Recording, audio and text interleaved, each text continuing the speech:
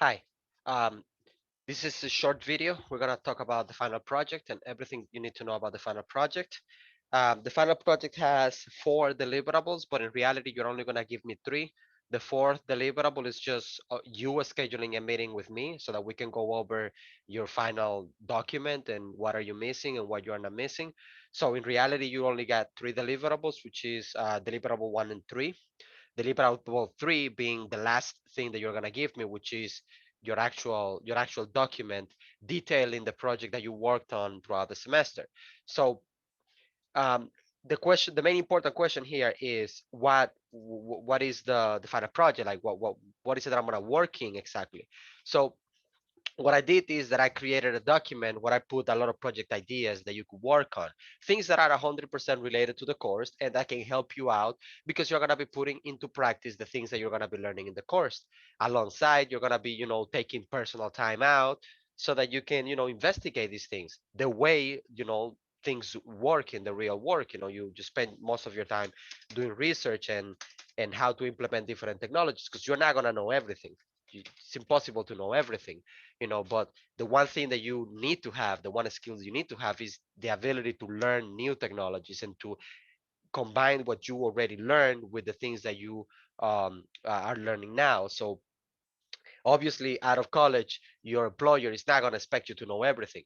They are going to expect that you have some basic skills, but they don't expect that you know everything regarding your particular field. But the skill of self learning, the skill of reading a documentation and going through it and implementing a technology, that's a must. I mean, if you don't have that particular skills, you cannot call yourself an IT professional because that's most of your work. So this document has different projects detailed, right? And each and every one of them is ranked due to its difficulty. I use a star ranking, one star being easy, two star being moderate, three star being difficult. But what I mean by this is easy means you can get the project done in a weekend, literally. You can get the project done in a weekend because it's not a lot of work you put into it. It's not going to take you a lot of research. It's just what you could it's not even going to take a lot of implementation. What you're going to spend the most on time on that is actually learning the commands that you're going to be using and things like that.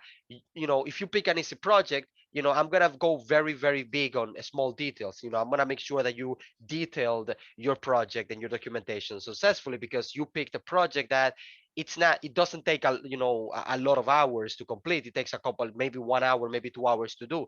So that means that for your entire semester you should have worked on creating a good document that if somebody grabs, they can replicate your entire project and they can implement that technology with ease. Now moderate means that the project should take you at least a week to complete, right? It's going to take at least a week to do to actually implement the technology, to actually build what you're doing.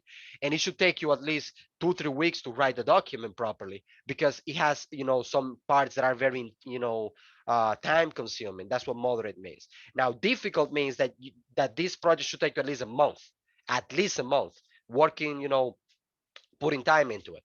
The question here is, well, how much time are we going to put? Because if I take a difficult project and I spend 72 hours straight working on it, obviously you're going to get it done. But what I mean is, this is a one credit course. So you should take at least 20 minutes to 30 minutes to maximum 45 minutes a week to work on your final projects. That's about it. Because you also have homework to do. You have labs to do. So you need to balance all of that out. So I don't expect people to spend more than 45 minutes a week doing their project. And that's why, it's a final project. And that's why it replaces your final exam because I'm expecting you to take 45 minutes of your week to work on this project. I am not expecting people to procrastinate. If you procrastinated this project and it took you, a long time to do it, like 7 hours to do it, that's your fault. I mean, you shouldn't have waited for the last minute. You should have worked on it, as time went by. Not only that, but as the semester comes to an end, I'm going to have less and less time to meet with you. So the sooner you get to work on this, the better for you, because the more time you have to meet with me and actually see where the errors are going, because you're going to find a bunch of errors and a bunch of problems you're going to get. That always happens. Technology always breaks in the least expected time. And something that is straightforward might be giving you an error that it's completely unrelated to the project and is related to something else. And that's what's going to take you the most amount of time to research. And if you leave it for the last minute, chances are you're going to submit it late. Which brings me to the next point. There is no way that you can submit this project late because this project is due the last day of the semester. right? So because the due date is the last day of the semester, by the time you submit it, and if you submit it the last day and you made a mistake on something, I have no choice but to take points off because there is no way for me to contact you to fix it because I already have to grade it. So the sooner you work on this, the better it is for you. Now, of course, it's difficult to pick when you have a lot of options. It's difficult. Of course it is difficult. My goal on writing this document was to give you a pathway for you to build a better resume. Things that you can go working on your free time, things that you can start doing, and things that are going to help you brag at the moment of actually demonstrating that you know what you're doing, that you're passionate, that you can get the job done, that even if the technology is difficult and you don't know it, you can conquer it. Because at the end of the day, you're going to college to get a job, right? Because otherwise, why would you throw so much money away? So there is this class as a default project, right?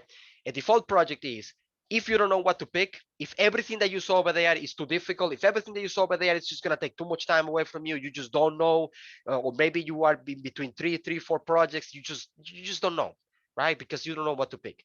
Choose the default project. And the default project is very simple. You're going to set up a Linux computer for everyday use.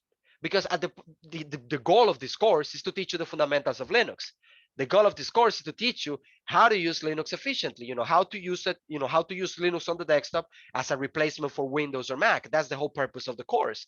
So it makes sense that the default project is you demonstrated that you can use Linux as an everyday use. Now, what am I going to be looking for in your final document? Well, you're going to give me a detailed step-by-step instruction on how to first install the operating system, update Ubuntu, and what best practices you have for maintaining the updates, right? I'm going to be looking for how do you install software on the command line, how you do it graphically as well.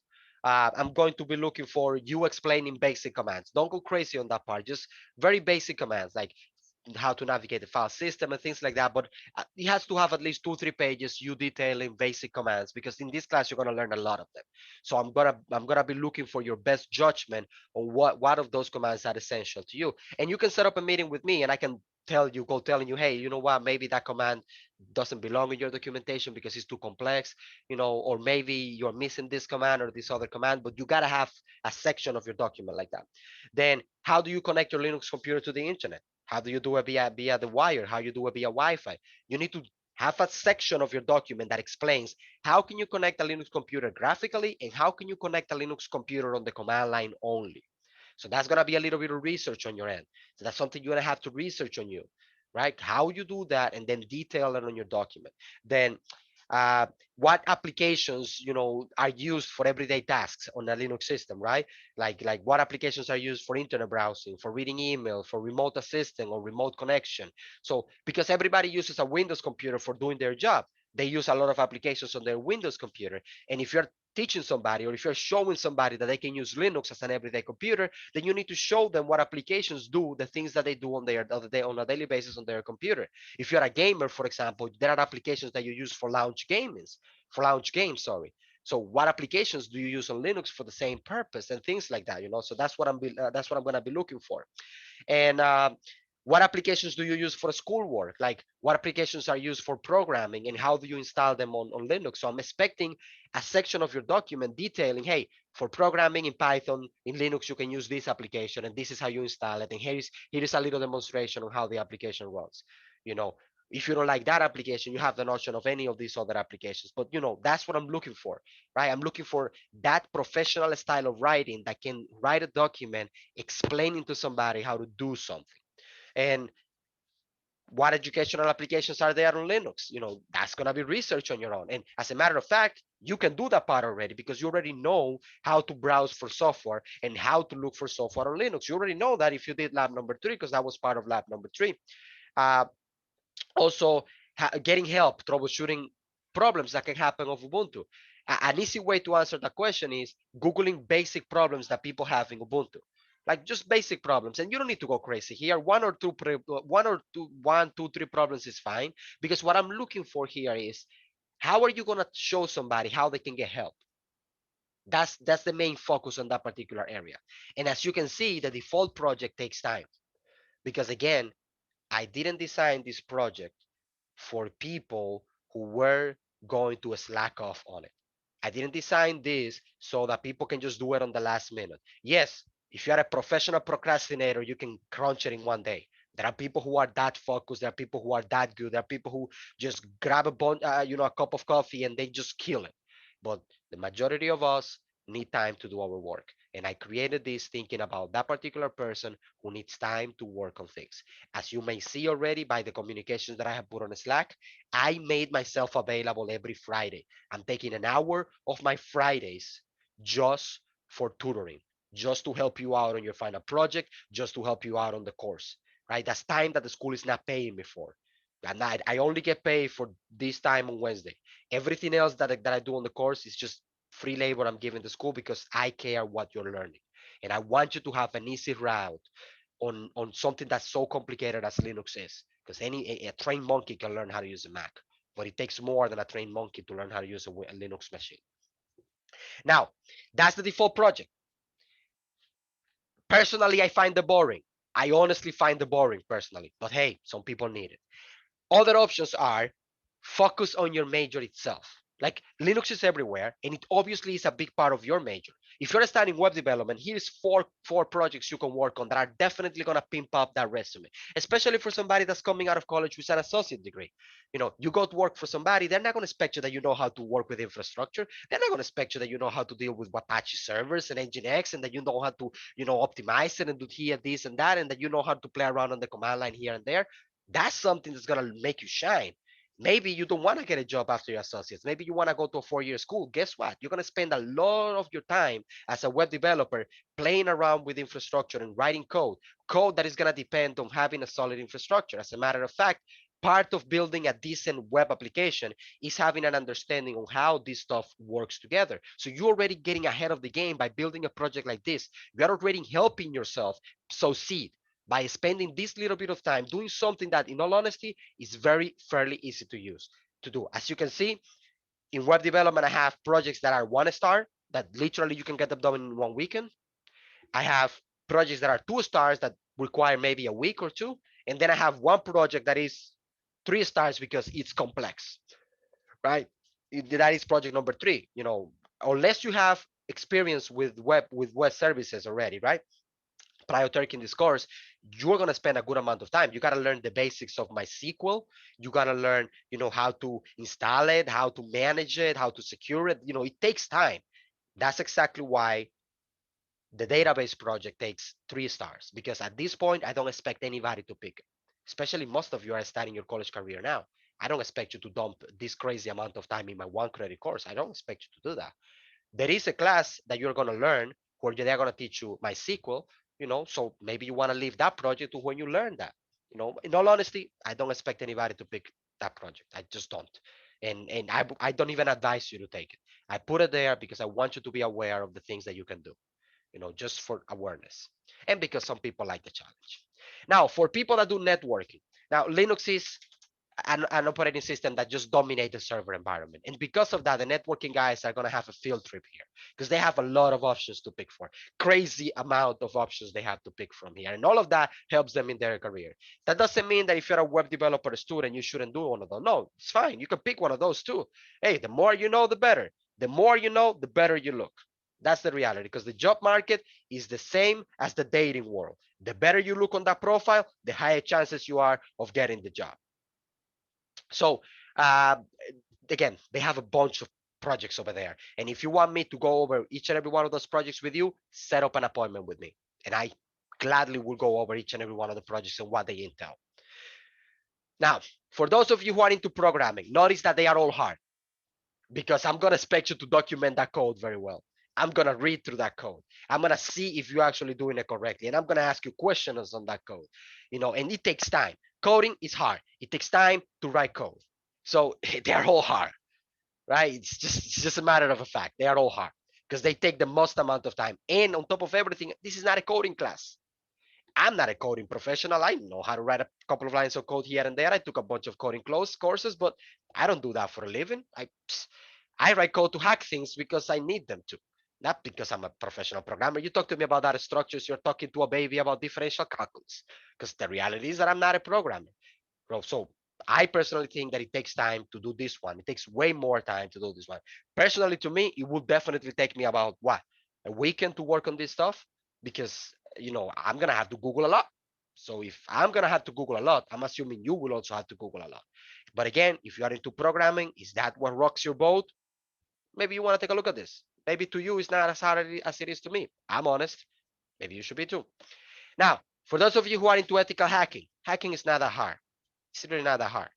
So at least following tutorials on hacking is not that hard, right? It's really not. You can do a lot by just understanding core concepts of networking and how a computer in general works. That's why in the ethical hacking part and computer forensics part, we have projects that are between 1 star and 3 stars. Obviously, the 3 star indicates that this takes a lot of time to work on because there is a lot of research you have to put into. The actual execution is easy, but the research is a lot. Now, the ethical hacking ones that are 1 star, uh, they are 1 star because you can get them done fast, but they still take a lot of documenting, a really ton of documenting. The commands are not that that user friendly. Let's call them, and I will expect you to detail them very well. So if you are into that, then go ahead. If you know already, if you know your share of computers, right? If you are not a beginner, if you already spend a lot of time on your computer, if you're just getting this degree because you want to get ahead on your current job, or because you gotta have a degree, you already know about computers, then why don't you pick the DevOps part? That's a section that I am building right now. That's why you only see 2 projects over there. You don't see more than two, mostly because these are not 2 or 3 stars, these are 4 stars. This takes a ton of documentation. It takes a ton of effort. So that's where you want to be probably in a year or two in your career. That's not where you want to be now. I don't expect anybody to be at that level now, you know. But hey, these are all your options. Pick whatever you want. You don't know what to pick? Do a meeting with me. Now, for those of you who are in the chat right now, does anybody have any questions? Okay. Now, you might want to know, Professor, how do I know how difficult or how long it will take me personally? Well, why don't you research them? If a particular project picks your eye, why don't you try Googling it? Hey, how do I do this? How do I build a file server in Linux? And go through the tutorial and see if the tutorial that you found is so difficult that you can't go through it. And if it is so difficult that you don't even understand letter A from it, then that's an indication that you might want to pick something else. I personally suggest that you pick something that you have a little bit of an understanding of, like at least you know the generals of it. Because if you know the general idea of it, that helps you guide you through the process. Because at the end of the day, like I said, this is a 1 credit course. I don't expect anybody to spend more than 45 minutes on their project a week. So that's, and I have 1 hour a week where I need to literally help 30 students go through all of this. So I don't really expect you to if you don't know nothing of the project that you build, you're going to have a ton of homework to do.